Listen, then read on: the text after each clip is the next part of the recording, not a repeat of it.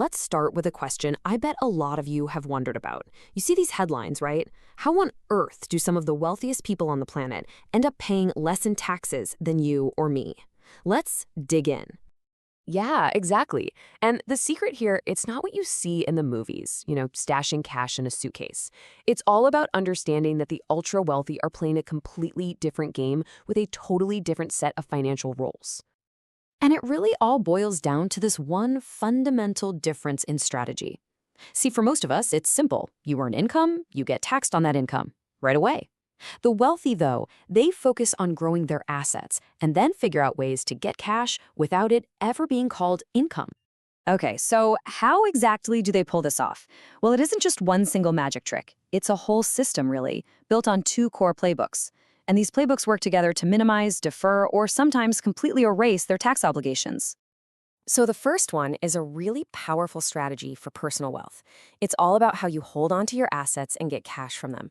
The second one, that's more of a global strategy. It uses the laws of different countries to protect wealth, and it's used by, you guessed it, both super rich individuals and the world's biggest companies. To really get a feel for the sheer scale of this, let's look at how a massive corporation puts these ideas into practice. We're going to dive into one of the most famous examples of legal tax avoidance in, well, modern history. What Apple pulled off was, you have to admit, pretty ingenious. They set up these subsidiaries over in Ireland to collect all their profits from sales outside the US. But the real key, the genius part, was exploiting this tiny mismatch between US and Irish tax law. See, the US taxed companies based on where they were incorporated, but Ireland taxed them based on where they were managed. So Apple's Irish companies were managed from the US, which meant neither country taxed them. They were effectively stateless for tax purposes. And I mean, you can see just how effective that strategy was. For years, Apple funneled over $100 billion through this structure. At one point, their effective tax rate on all those profits was just 0.005%. To put that in perspective, that's like paying $50 in tax for every $1 million you make. It's staggering. But this is where the story takes a turn. After a legal battle that went on for a decade, the European Union stepped in and ruled that this whole arrangement was an illegal state aid advantage. And this really shows you something important.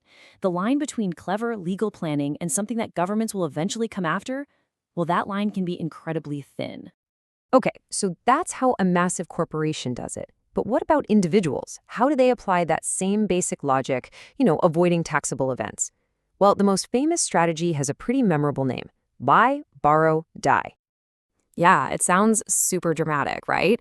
But it's actually a pretty simple three-step process. Step one, you buy assets that you think are going to grow in value. We're talking stocks, real estate, maybe a business.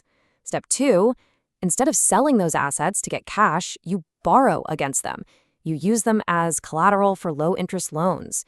And step three, well, you die. You just hold on to those assets until you pass away. Okay, here's a really simple way to wrap your head around this. Let's use an analogy. Imagine all your wealth is a house. If you need some cash, you're not going to sell the kitchen, right? Because that would trigger a sale and you'd have to pay taxes on the profit. No. Instead, you'd take out a home equity loan against the value of the entire house. You get the cash you need, completely tax-free, and you still own the whole house, which hopefully is still growing in value. That is the absolute core idea of the borrow step. But honestly, the die step, that's where the real magic happens. This is because of a crucial legal concept called the step up in basis. And here's what it means. When your heirs inherit your assets, the tax system basically forgets what you originally paid for them. For tax purposes, it's like your kids just bought the asset for whatever it's worth on the day you die. So they can turn around, sell it immediately, and pay little to no capital gains tax on a whole lifetime of growth. It's just erased. All right, now let's switch gears and look at the other major tool in the playbook: offshore structures. This entire world is built on one very simple but incredibly powerful principle.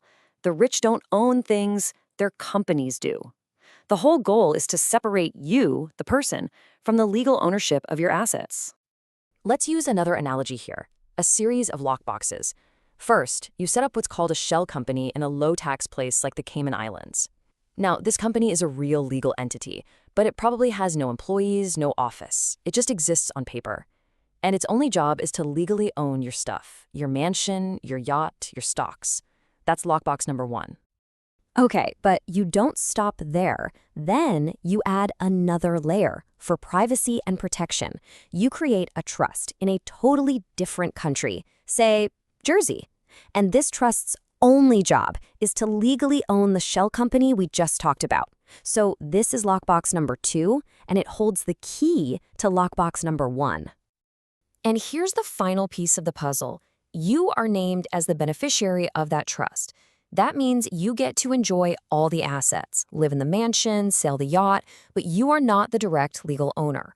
On paper, a professional trustee is the one holding the keys. And all this layering through all these different legal systems makes direct ownership almost impossible to trace. And that's the point. It protects the assets from taxes, from lawsuits, and from public scrutiny. So, okay, we've seen the corporate playbook with Apple and the individual strategies like buy, borrow, die. But so what? What does all of this incredibly complex financial engineering actually mean for the rest of us and for the global economy as a whole? Well, for one thing, the sheer scale is just mind-boggling.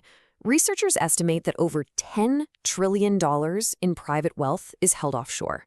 Now, to put that number into perspective, that's more than double the entire economy of Japan.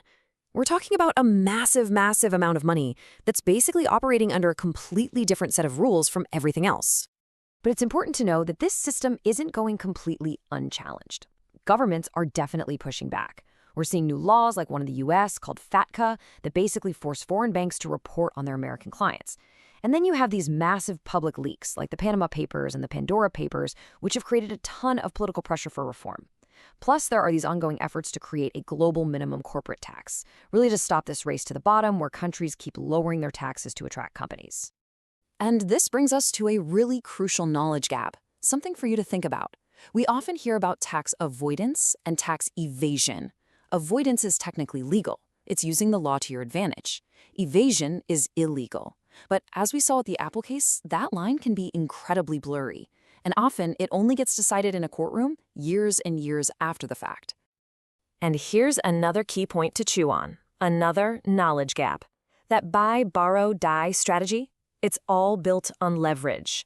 Borrowing against assets while they're going up in value sounds fantastic. But what happens if those assets crash? You still owe the bank all that money, and you could face what's called a margin call, which could force you to sell your other assets at the absolute worst possible time to cover your loan. It's a huge risk. And all of this leaves us with one final big question to ponder. Are all these loopholes just accidental flaws in our tax codes, or are they, in some way, an intended feature of a global financial system that's been designed to attract and protect capital? The way you answer that question really shapes how you see the fairness of our entire economy.